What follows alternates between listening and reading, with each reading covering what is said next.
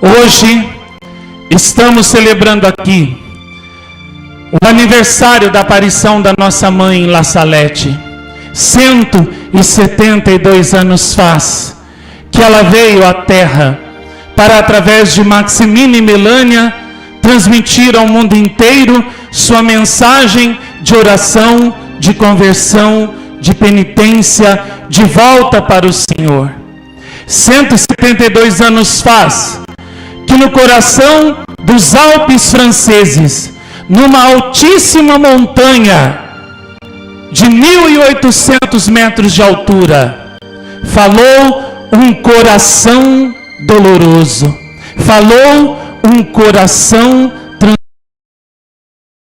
altura, falou um coração doloroso, falou um coração metros de altitude, lágrimas imaculadas, lágrimas puríssimas, de olhos concebidos sem pecado.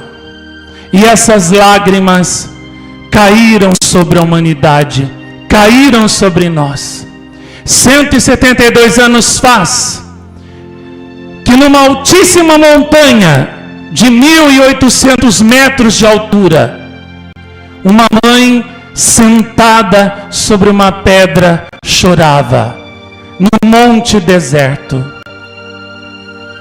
Chorava pelos filhos que já não rezavam mais.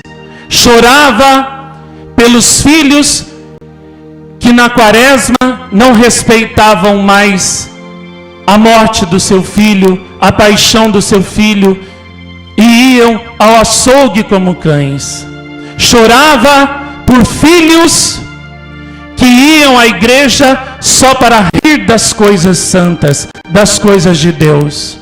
Uma mãe que chorava porque os homens, ao verem as suas plantações de uva, de trigo, de batata, estragadas, apodrecidas, ao invés de culparem a si mesmos e aos seus pecados, colocavam a culpa no seu filho Jesus, praguejavam o nome do seu filho, blasfemavam contra o seu filho.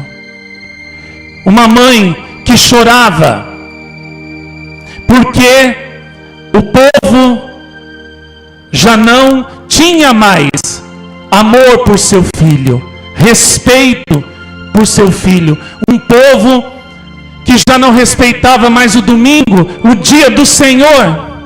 Trabalhava no domingo, jogava nos domingos, passeava, se divertia nos domingos e não rezava mais aos domingos. Uma mãe que chorava porque ela via que já os sacerdotes tinham perdido a verdadeira fé, já não rezavam mais, já haviam se metido nos prazeres do mundo, nas coisas mundanas, e já não correspondiam mais, já não viviam mais a santidade da vocação a qual Deus os havia chamado. Haviam se entregado ao amor, ao dinheiro, às honras, às glórias, aos prazeres mundanos. Já não tinham mais diferença nenhuma dos leigos, das pessoas mundanas. Essa mãe chorava porque ela via que no futuro a igreja do seu filho seria traída por muitos dos seus pastores, seria abandonada por muitos deles, seria entregue por muitos deles, inclusive aos seus inimigos, que iriam se infiltrar no interior dela para destruí-la. Essa mãe chorava porque via a debandada, o abandono, também a perda da fé de muitos dos leigos, de muitos dos seus filhos. E para quem não acredita nisso, recentemente saiu uma pesquisa sobre o número de católicos que abandonaram, ou melhor, o número de católicos que existem no mundo atualmente. E nos últimos 10 anos, segundo essa pesquisa de um instituto muito famoso da Europa, nos últimos 10 anos, a Igreja Católica perdeu mais ou menos 480 fiéis por dia no mundo inteiro. É como se Nossa Senhora perdesse quase 500 filhos por dia, mais ou menos o número de pessoas que está aqui hoje. É como se ela tivesse perdido 500 pessoas, como estão aqui, por dia no mundo inteiro. Filhos que antes rezavam e não rezaram mais. Filhos que antes tinham fé, não tem mais. Filhos, né, que estavam perto dela na sua casa e não estão mais. Por isso, essa mãe apareceu chorando, sentada numa pedra, numa montanha deserta, a quase 1.800 metros de altitude. Porque ela via a perda da fé por parte de tantos dos seus filhos. Ela via a igreja do seu filho no futuro desmoronando-se de alto a baixo, perdendo as vocações. Aliás, no ano passado, né, numa pesquisa também, a igreja perdeu 700 seminaristas só no ano passado. E nós sabemos que a maioria das vocações não persevera, e as que chegam até o final ao sacerdócio, à vida religiosa, são vocações, na sua maioria, estragadas. São vocações apóstatas, de padres mundanos, modernistas, que não têm diferença nenhuma dos ateus. E até recentemente eu trouxe aqui uma pesquisa que eu fiz, e que, aliás, que foi feita por institutos muito conceituados da Europa e dos Estados Unidos, que chocou as pessoas, mas é uma pesquisa parcial, só até 2012, né? Já se passaram 16 anos dessa pesquisa, então é lógico que está muito pior.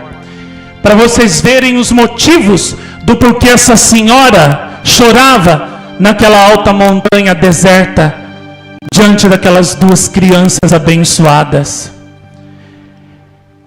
Em 1965, os padres em exercício eram 58 mil, em 2012, 45 mil, e em 2016, apenas 30 mil. Ordenações em 1965 eram 1.575. Em 2002 eram 450 por ano, e em 2016 apenas 180. Seminaristas em 1965 eram 49 mil, em 2002 4.700 só, e em 2016 apenas 1.570. Freiras em 1965 eram 180 mil, em 2002 caiu para 75 mil, e em 2016 caiu apenas para 50 mil. Frades, em 1965, eram 12 mil, em 2002 só 5.700, e em 2016 apenas 1.870. E em todas as ordens religiosas houve quedas. Muitos colégios católicos fecharam as portas. Vejam, em 1965 eram 1.566, em 2002 só 786, e em 2016 só 279. Caiu o número também, né, de batismos, que em 1965 era 126 mil, em 2002 80 mil, em 2016 só 42 mil. Também, olha, anulamentos de casamento, né? 1965, 338. 2002, 50 mil. E em 2016, 98 mil. E o que é mais preocupante também, o fato de a presença à missa, né, em 1958 era 74% dos católicos. Em 94 caiu para 26%. Em 2002 caiu para 12%. Em 2016, 7%. E se as pessoas que fossem à missa ainda fossem, né, para valer, com coração, católicos mesmo, fiéis, tudo bem, mas o problema é que não é. Olha só, 77% dos católicos que vão à igreja pensam, acreditam que podem se divorciar e casar novamente, né, vivendo irregular. 53% acreditam que os católicos podem fazer aborto, que não é pecado. 10%, só 10% acreditam no ensinamento da igreja que fala que o aborto é pecado e que é pecado controlar, né, decidir qual filho pode nascer, qual filho que não pode. 70%, olha, 70% acreditam que a Eucaristia é só uma lembrança simbólica de Nosso Senhor. E 75% não acreditam na virgindade da Virgem Maria. Ou seja, pensam que ela teve outros filhos com São José e não teve a virgindade perpétua, né? E não só isso. Isso aqui tudo é muito preocupante e confirma, né, o que Nossa Senhora de La Salette dizia. E vejam só, os padres, né, que saíram da igreja, né, largaram a sua vocação para se casar, são 90 mil. Isso só que o Vaticano sabe. Fora aqueles que largam, casam, arrumam mulher, casam e nem falam, né? O número também de seminaristas, né, que deixaram o seminário para se casar, né, são aqui, cadê? Eu salvei a pesquisa e agora perdi a pesquisa que eu salvei. Deixa eu ver aqui.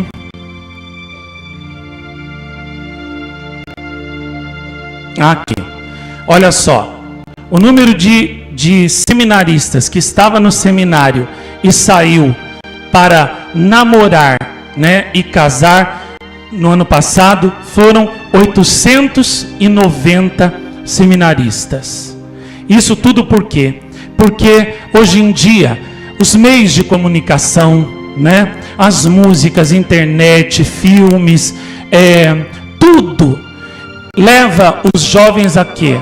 A desprezar a castidade, a desprezar o voto de castidade, a desprezar, né, a vida consagrada a Deus e a Nossa Senhora, pintando-a como uma vida inútil, como uma perda, como uma loucura, como uma vida infeliz, uma vida de solidão, uma vida de sofrimento, de amargura. E isso vai realmente entrando no coração, na cabeça dos jovens, e vai fazendo com que eles olhem com desprezo para essa vida. E por outro lado, os meios de comunicação, e não apenas eles, mas até a própria família, os próprios pais, colocam na cabeça dos seus filhos e do mundo que a única vida que vale a pena é a vida dos prazeres, é o gozar a vida, é o namorar, é o ter experiências sexuais precoces, com um, com outro, até você achar a pessoa certa. E foi justamente isso que Nossa Senhora do Bom Sucesso disse à Madre Mariana: queria ser ensinado nas famílias pelos próprios pais, ia ser ensinado nas escolas, ia ser ensinado pelos meios de comunicação, com uma única finalidade: matar no coração das crianças e dos jovens todo e qualquer tipo de amor pela vida consagrada, pela castidade, porque fazendo isso, os jovens vão desprezar a vida consagrada, vão procurar os prazeres mundanos, e qualquer alma que poderia vir a ser um consagrado não será, porque vai fazer experiências mundanas primeiro, que vão matar no coração dele toda a semente, no coração do jovem, toda a semente do desejo da santidade, do amor a Deus, do amor a Nossa Senhora, do amor à oração, do amor à vida consagrada. Então, ficam aí as pessoas, hoje em dia inclusive, discutindo, brigando, porque querem ensinar sexo na escola para crianças de 6 anos de idade, educação sexual nas escolas, e ficam pensando que eles estão fazendo isso só para destruir as famílias. Não é. O alvo é mais em cima.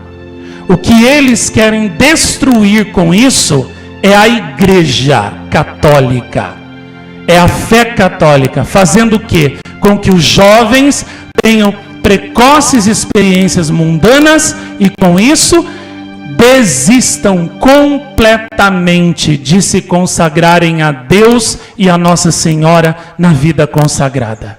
Fazendo isso, os religiosos que existem hoje em dia, que estão velhos, morrem, não tem religiosos novos para sucedê-los, e assim a fé católica se destrói, desaparece da face da terra. O alvo é mais em cima. Estão pensando que eles estão querendo destruir as famílias. Não é as famílias. O alvo é muito mais alto e muito maior. O alvo é a Igreja Católica. É a fé católica que eles querem destruir. E não tem modo melhor de destruir do que destruindo as vocações, antes mesmo que elas despertem no coração dos jovens. Como? Já dando a educação da perdição para as crianças e adolescentes. Assim, nenhum jovem, quando chegar aos 18 anos, vai pensar em ser religioso consagrado, vai pensar em dar sua vida a Deus. Por quê? Porque já terá se perdido nas coisas mundanas há muito tempo antes. O alvo é esse. Nossa Senhora disse aqui, disse a Madre Mariana, disse em La Salete, o alvo é esse. Por isso que ela falou no segredo, que seria dada uma educação pagã, e a perdição das crianças e da juventude seria geral, e seria uma verdadeira calamidade.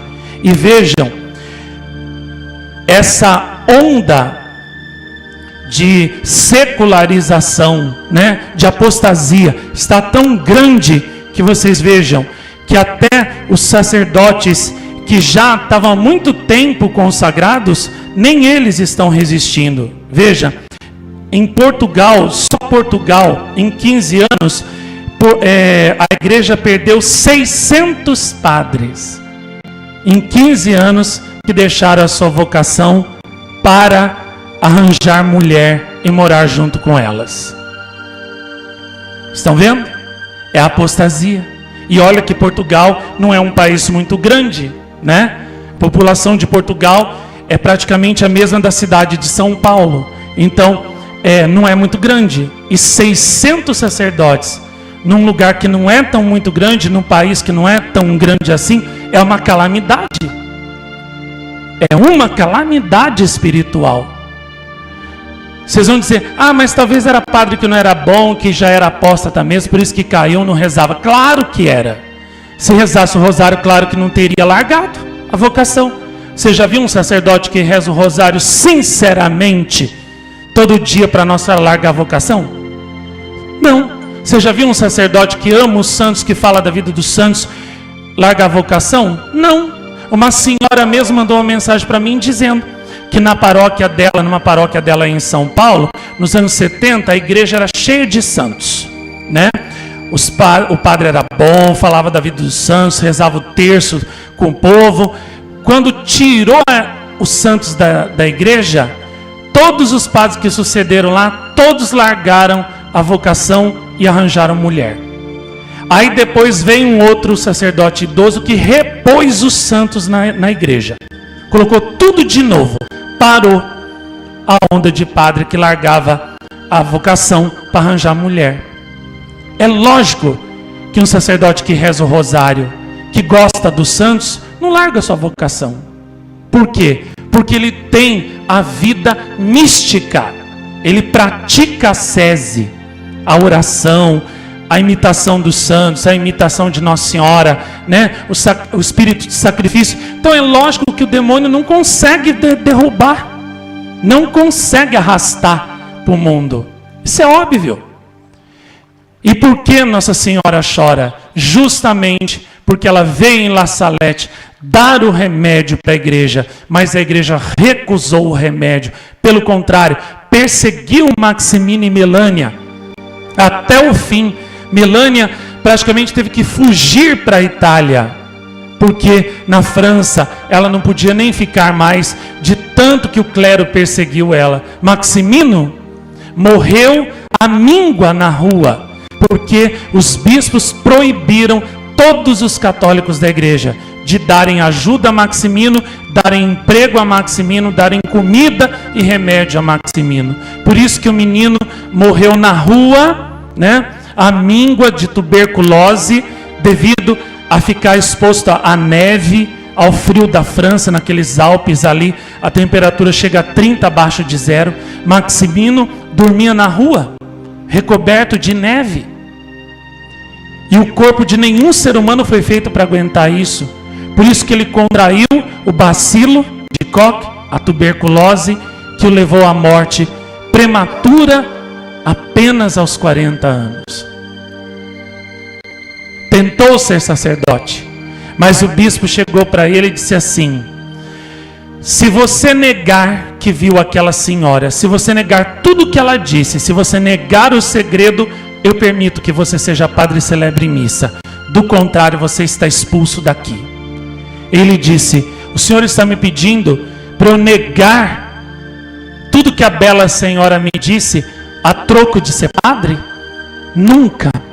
Aquela bela senhora me disse para repetir, transmitir toda a sua mensagem ao seu povo, e isso eu hei de fazer sempre. Então o bispo disse: fora. Expulsou-o. E ainda proibiu todos os católicos de dar emprego, trabalho e comida para Maximino. Vejam que um dia que ele estava em Paris, ele estava com tanta fome que ele sentia que ia desmaiar. Entrou dentro de uma igreja em Paris, e ele tinha ido aos pés de uma imagem de São José, e tinha pedido a São José, que São José tivesse dó dele, e que lhe desse algo para comer, algum dinheiro pelo menos para comer, que São José o acudisse, o socorresse, que ele já estava a ponto de desmaiar de fome, de fraqueza. Foi aí então, né, que ele tinha deixado um casaco dele, tipo numa alfaiataria ou num penhor, não sei, uma coisa assim. E aí o dono daquela alfaiataria, daquele penhor, né, que vendia casacos usados, foi até a igreja onde ele estava, devolver um casaco que o Maximino tinha deixado lá. E eis que então dentro, né, daquele casaco tinha uma soma de dinheiro, né, que foi a providência de São José para salvar Maximino naquele momento de grande fome. Aí Maximino pegou aquele dinheiro, voltou lá para o sul da França, para Cora ou Ablandon, não me lembro, e daí ele então comprou uma pequena fazendinha com aquele dinheiro, que infelizmente não deu certo, e por causa disso ele perdeu também o dinheiro que São José havia lhe dado, caiu numa miséria pior do que estava. E como ninguém ajudava, porque os vistos proibiam, né, ele caiu na indigência e acabou morrendo prematuramente de tuberculose. Nada disso teria acontecido com ele se a igreja tivesse, né, amado esse menino, amado Melânia, se a igreja tivesse ajudado esses dois anjos prediletos de Nossa Senhora se a igreja tivesse verdadeiramente sido obediente à Bela Senhora da Montanha. E vejam, toda essa calamidade e mais tudo aquilo que vocês viram no filme de La Salette que eu fiz, número 3. Tudo isso, essa Bela Senhora, no alto daquela montanha, chorando, predisse. E exatamente como ela predisse, aconteceu. E aí, um sentimento pode assaltar nosso coração. Vendo tudo isso, um sentimento de desânimo, um sentimento de, meu Deus, então, o que vai ser de nós? O que nós podemos fazer para escapar de tantos males juntos assim, meu Deus? A essa pergunta,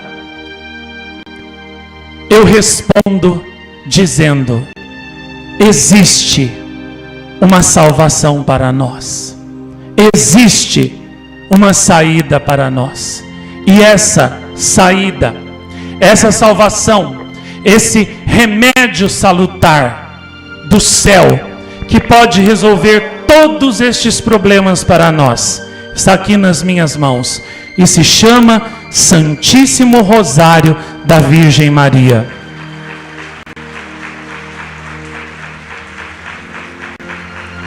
Você poderá dizer: prove para mim como isso pode salvar o mundo. Provo. Em 1970 e poucos, na década de 70, os comunistas tomaram o poder em Portugal. E o país ficou, os bons cristãos, os bons católicos sabiam que iam ser perseguidos, todos ficaram aflitíssimos. A irmã Lúcia também. E ela, no seu convento em Coimbra, rezava ardentemente, pedindo a Nossa Senhora a sua ajuda. Nossa Senhora fez uma aparição para ela no convento, e a irmã Lúcia perguntou a Nossa Senhora quando a Revolução dos Cravos, ou seja, aquela revolução comunista, iria acabar. E Nossa Senhora respondeu: a revolução acabará quando as famílias de Portugal rezarem 1 milhão de terços. A irmã Lúcia, graças a Deus, conseguiu furar o bloqueio da igreja e conseguiu passar a mensagem para o povo. E graças a Deus, o povo português rezou 1 milhão de terços para Nossa Senhora em poucos dias. Um prodígio. E em poucos dias, a Revolução dos Cravos acabava e os comunistas perdiam o poder em Portugal. Nossa Senhora de Fátima salvou Portugal pelo poder do seu Santíssimo Rosário. Veja, se Nossa Senhora pôde salvar uma nação de mais ou menos 15, 20 milhões de pessoas, com 1 milhão de terços, significa que ela pode salvar o mundo também, se nós rezarmos muitos e muitos terços, como ela pediu.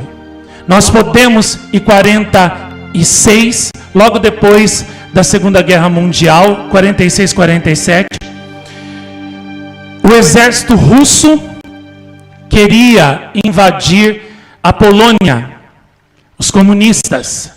O povo polonês também pegou no terço e rezou milhões de terços a Nossa Senhora. Havia um lugar, uma cidade, que agora não me lembro o nome, porque é complicado, eu não me lembro, mas havia uma cidade onde estavam lá o exército polonês e também o exército comunista russo, pronto para invadir a Polônia. O povo polonês rezou o rosário, Nossa Senhora apareceu no céu, em cima do exército polonês, e com o gesto que ela fez com a mão dela, deu a vitória para os poloneses. E o exército russo recuou, e a Polônia foi salva dos comunistas por um bom tempo. Veja, se Nossa Senhora com o rosário, pôde salvar a Polônia, ela pode salvar o Brasil também hoje, desde que nós rezemos essa oração, a qual ela deu todo o poder. E eu digo, você que porventura esteja desanimado, porque seu filho, sua filha, está nos caminhos da perdição do mundo, porque seu marido está no adultério, porque sua mulher é uma mulher praticamente pagã, não reza, só pensa em vaidades, em coisas fúteis, gasta mais tempo em salão de beleza, gasta mais tempo com amigos, com academia, do que com a educação cristã, católica, que ela deve dar aos seus filhos para guiá-los no caminho da santidade e impedir que eles peguem caminhos errados na vida.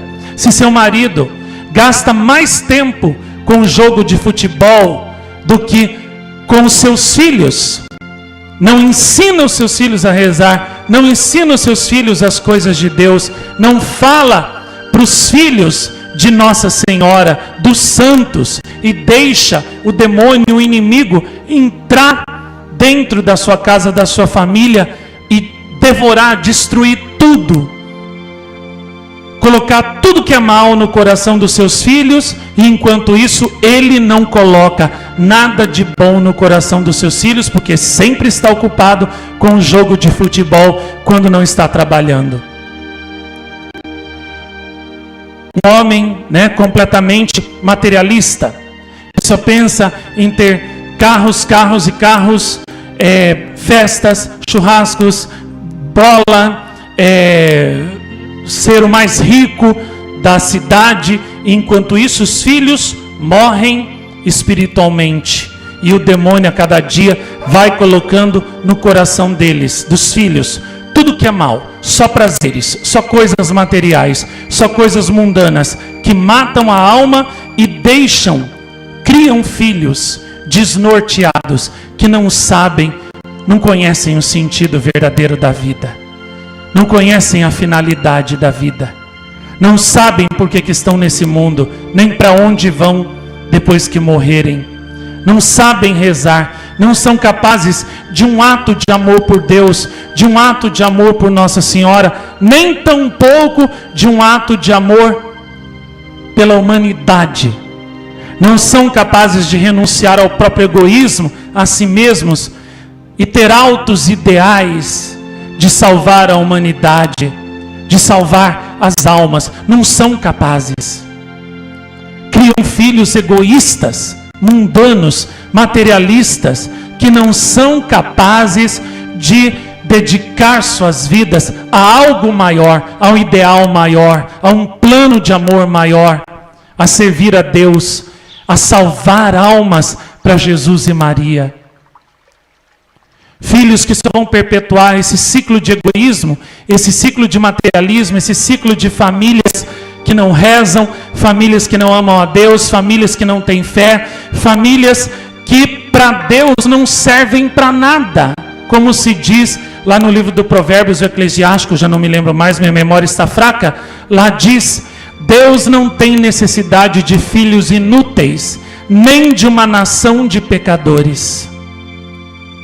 E o que são filhos inúteis para Deus?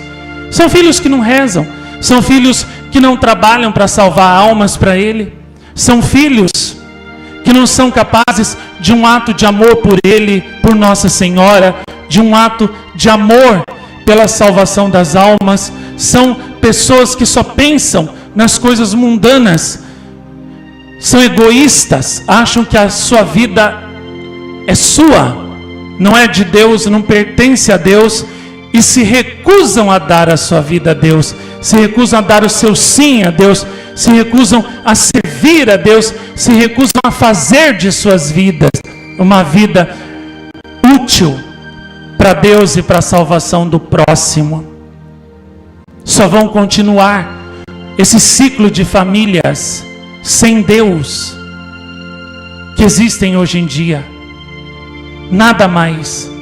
E o mundo nunca vai melhorar, as famílias nunca vão melhorar, porque as famílias não produzem mais almas grandes, generosas, almas santas, para servir a Deus, para mudar a humanidade, como Santo Afonso mudou, como São Luís de Montfort mudou, como São Domingos mudou, São Vicente Ferrer mudou, Santo Inácio mudou, como tantos santos do passado, Santa Edviges, São Francisco, Santa Clara, tantos santos do passado mudaram e a humanidade nunca mais foi a mesma depois deles. Salvaram milhões e milhões de almas, e é por isso que essa mãe chorou na alta montanha de La Salette, porque não haviam mais almas capazes de terem um amor grande assim, de terem um coração grande, generoso, cheio de amor assim por Deus e por ela. Ela lamentou que não haviam mais almas santas, dignas nem de oferecer o sacrifício da missa a Deus. Não haviam mais almas capazes de, com as suas vidas cheias de oração, de sacrifício, de amor, de obediência a Deus, de segurar o braço do seu filho que queria castigar o mundo. Por isso, aquela mãe estava ali sentada naquela pedra, chorando diante dos pastorinhos. E terminando essa meditação, eu digo, meus queridos irmãos, é hora de responder ao apelo de La Salette. É hora de responder ao chamado de La Salette. É hora de finalmente nós secarmos as lágrimas dessa mãe que ainda hoje continua dizendo, pedindo para nós amor. Tudo aquilo que ela disse em La Salette, tudo aquilo que ela falou também no segredo, foi só para dizer para nós: eu choro porque não sou amada. Amai-me, meus filhos, amai a Deus, e todos esses males que eu predisse serão cancelados, e um novo tempo de paz, de felicidade, de amor a Deus, de santidade será dado ao mundo. Resumindo, é isso que Nossa Senhora disse em La Salette. É esse o seu apelo: sequem as minhas lágrimas com amor, com obras de amor, com sacrifícios de amor, com orações de amor. Eu quero amor. Deem-me amor, meus filhos. Deem amor ao meu filho Jesus, pregado nessa cruz no meu peito, que se contorce de dor. Deem amor ao meu filho. Despreguem Jesus da cruz com a torquez do verdadeiro amor. E então o meu filho perdoará o mundo, como ela disse aos pastorinhos, né? E até as pedras se transformarão em montões de trigo. Ou seja, meu filho vai mudar o deserto seco, rochoso, árido deste mundo num mundo aonde a bênção, a graça, a paz, a vida plena em abundância será dada para todos vocês, e ninguém mais terá fome de amor, fome de paz, fome de Deus, fome da verdade, porque a fome de todos será finalmente saciada. As uvas estragadas que Nossa Senhora mostrou aos pastorinhos, na minha opinião pessoal, são as almas que perderam o verdadeiro amor, e por causa disso se tornaram uvas murchas, podres, estragadas, que não servem mais para fazer um bom vinho. Mas como Nossa Senhora disse, se converterem, as uvas brotarão nos campos em abundância. Ou seja, se vocês atenderem ao meu pedido, haverão de novo almas cheias de amor, como uvas que darão o bom e delicioso vinho da santidade, do amor, da verdade, da paz, da salvação. para o mundo inteiro, e todos poderão beber desse vinho e salvar-se. Então, é hora, 172 anos depois, é hora de finalmente respondermos ao chamado dessa mãezinha. É hora de finalmente darmos o nosso sim a essa mãezinha. Ela me pediu há 17 anos atrás que eu fosse em La Salette para filmar tudo lá, fazer os filmes da sua aparição e tirar a sua aparição do escondimento. Nossa Senhora deu um segredo para o Maximino, que inclusive foi também dado para mim, e ela me disse: este é o segredo que eu dei a Maximino, você não pode revelar a ninguém. Mas nesse segredo Nossa Senhora dizia que a sua aparição em La Salette só ia ser conhecida depois de 150 anos. E 155 anos depois de sua aparição, ela me manda ir a La Salette, filmar tudo lá e fazer esses filmes que vocês há tantos anos aqui assistiram, e que inclusive foram assistidos por milhões de pessoas, tanto na internet, quando lá ficou por um tempo, como também pelos DVDs. E hoje em dia, Nossa Senhora de La Salette é mais lembrada, é mais conhecida, é mais amada. Não vou dizer que só por minha causa que isso aconteceu, mas eu não posso deixar de dizer isso, que numa recente estatística também, o número de peregrinos lá em La Salette aumentou. O número de pessoas no mundo que se tornou devota de Nossa Senhora de La Salette também aumentou. E é claro que esses filmes contribuíram para isso, principalmente aqui no Brasil, onde do segredo de La Salette quase ninguém sabia nada. E aconteceu exatamente como ela disse em segredo a Maximino e depois a mim. A minha aparição em La Salette só vai ser conhecida 150 anos depois da minha aparição. Vejam, essa mãezinha me mandou ir lá, naquela distância tão grande, numa viagem tão cansativa, tão perigosa, tão estressante, tão exaustiva, para filmar tudo isso e trazer para você. E por quê? Porque ela ama você, porque ela quer tirar você das ilusões mundanas, das ilusões do enganador. Ela quer abrir os seus olhos para você ver a situação calamitosa em que está o mundo à sua volta, e não deixar você ser engolido por esse mar de lodo, por esse mar, por esse pântano venenoso que quer te engolir e te afogar.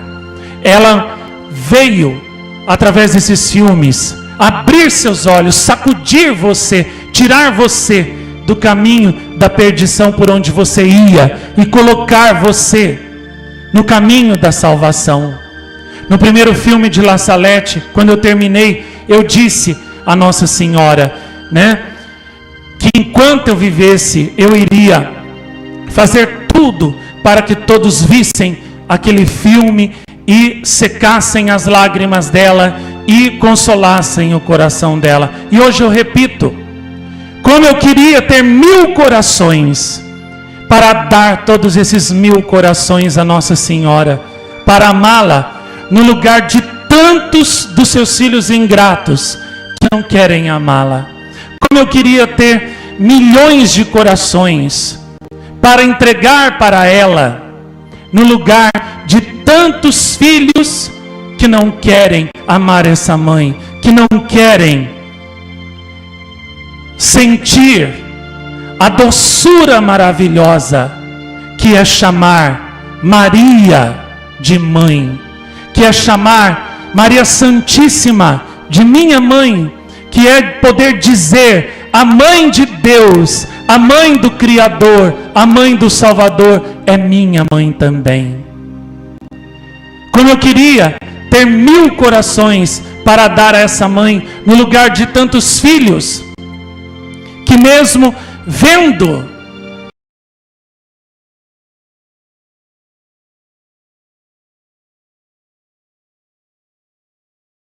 tantas graças que ela faz aqui, tantas graças que ela faz nos seus santuários, nas suas aparições. Filhos que vêm, como essa mãe, é só amor, sempre amor, em cada lugar que ela aparece, se manifesta ou faz aparecer uma imagem milagrosa. Como essa mãe é maravilhosa com seus filhos, perdoa os seus filhos, é refúgio dos pecadores, cura os seus filhos, é saúde dos enfermos, como ela fez com a minha mãe, curando a minha mãe há 27 anos atrás, quando eu, todo encharcado de chuva, gritei a ela por socorro, e ela veio imediatamente como um raio, curando a minha mãe em 5 minutos. Eu vi a minha mãe voltar ao normal na minha frente. Eu nunca tinha visto um milagre antes na minha vida. Aquela foi a primeira vez. E eu nunca mais me esqueci daquilo que vi. Tanto do horror de ver pela primeira vez um ataque, um infarto, como também a beleza de ver um milagre, uma cura milagrosa acontecendo na minha frente. E ao salvar a minha mãe, Nossa Senhora também salvou a minha vida, porque ela me impediu de ficar órfão de pai, que eu já não tinha mais, e de mãe também. Me salvou de uma vida infeliz.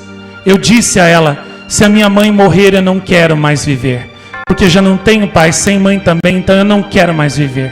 Me salva, minha mãe, me salva, mãezinha. E ela veio na hora me salvar de ficar sozinho nesse mundo, que era a coisa que eu mais tinha medo.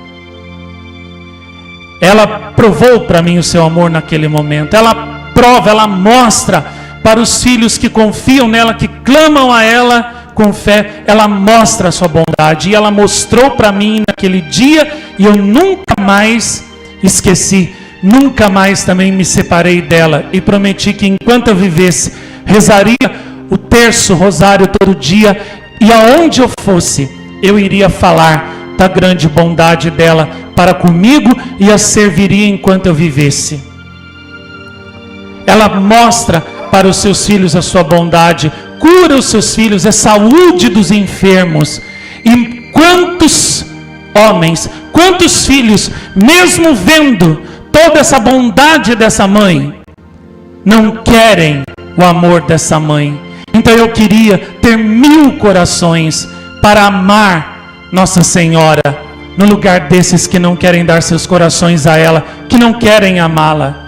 Eu queria ter 1000 vidas para poder dar a ela, no lugar de todos aqueles que ela chamou para serem filhos dela, e até chamou para serem filhos prediletos dela, para darem a sua vida completamente a ela, na vida consagrada, religiosa, e não quiseram, por egoísmo, disseram: não, a minha vida é minha e eu não dou para Nossa Senhora, eu vou fazer com a minha vida o que eu quiser, ela não manda em mim. Como eu queria ter 1000 corações para dar a ela, 1000 vidas para dar a ela, no lugar desses que podiam ter dado a sua vida e não quiseram dar a ela, por egoísmo, por amor próprio. Como eu queria viver 1000 anos para poder dar cada um desses 1000 anos a ela, para servi-la, no lugar de todos aqueles que, tendo a vida inteira podendo servir a Nossa Senhora, preferem desperdiçar, perder a sua vida nas coisas mundanas, não dando a essa mãe o tempo, que é um presente, que é um dom tão precioso que Deus deu, poderiam utilizar para servir essa mãe, para amar essa mãe, para tornar mais conhecida e amada essa mãe, para tornar as mensagens dessa mãe mais conhecidas e obedecidas por todos, e não querem, preferem jogar o seu tempo fora nas coisas mundanas. Como eu queria ter 1000 anos para dar cada um desses 1000 anos a Nossa Senhora, no lugar daqueles que têm a sua vida, mas não querem dar o seu tempo, a sua vida a ela. Como eu queria Como eu queria ter 1000 línguas para louvá-la, bendizê-la e falar dela, no lugar de tantos que têm língua, mas não falam dessa mãe, não usam a sua língua para torná-la mais conhecida e amada, para transmitir suas mensagens, usam a sua língua só para as coisas mundanas, usam a sua língua só para espalhar até o mal na terra, as trevas na terra, ao invés de espalharem a verdade, a luz e o verdadeiro amor, que se chama Maria Imaculada. Como eu queria ter verdadeiramente 1000 corpos para colocar todos esses corpos ao serviço dessa mãe, para se fatigar por ela, para se cansarem no serviço dela, no lugar de tantos que, tendo recebido de Deus um corpo tão perfeito, um corpo tão maravilhoso, uma obra-prima do Criador, usam esse corpo unicamente para buscar as coisas mundanas e se perderem nelas, ao invés de colocarem este corpo ao serviço dessa mãe, ao serviço dela, para salvar almas para ela e para Jesus, e assim dar alegria para ela, alegria para Jesus, e pisar na cabeça de Satanás com ela, junto com ela, pisar no inimigo, vencê-lo. Quantos poderiam fazer isso com o seu corpo, entregando o seu corpo com todas as suas qualidades, com todos os seus dons, talentos, para servi-la, servir na obra de salvação dela, e por egoísmo não fazem isso e dizem: o corpo é meu, eu não dou para ela, não darei, ela não vai mandar no meu corpo não vai servir a ela, vai servir só a mim e ao mundo. Como eu queria ter 1000 corpos para colocá-los todos ao serviço dessa mãe, na mais profunda e doce escravidão de amor a ela. Meu amado irmão, minha amada irmã, você pode fazer isso. Você pode me ajudar a realizar esse sonho. Como? Sendo uma extensão de mim, dando o seu sim, junto comigo a ela. E então, de uma certa forma, você que estava longe de Deus, longe de Nossa Senhora, e foi convertido aqui, foi tirado do caminho da perdição e foi colocado aqui no caminho da salvação. Você que é meu fruto, fruto do meu sim, você que é filho espiritual do meu sim, se você fizer a mesma coisa que eu e der o seu sim, o seu coração, a sua alma, o seu ser a Nossa Senhora, você vai se tornar também extensão do meu coração, extensão do meu corpo, extensão da minha alma. E então verdadeiramente eu poderei dar a Nossa Senhora os 1000 corações, os 1000 corpos, as 1000 línguas, as 1000 mãos que eu tanto quero ter para colocar ao serviço dela. Você pode dar esse sim, que tornará isso possível. E então nós verdadeiramente tiraremos, secaremos as lágrimas de Nossa Senhora, tiraremos a tristeza do coração e do semblante dela, e nós verdadeiramente faremos essa mãe sorrir, feliz. E então, verdadeiramente, através de Jacareí, que é a La Salette dos últimos tempos de Nossa Senhora, aqui onde ela disse que veio continuar e terminar aquilo que começou em La Salette, finalmente se cumprirá a promessa que ela fez lá em Fátima e reiterou aqui. No final, Deus será de novo servido e adorado, e por fim o meu coração imaculado triunfará.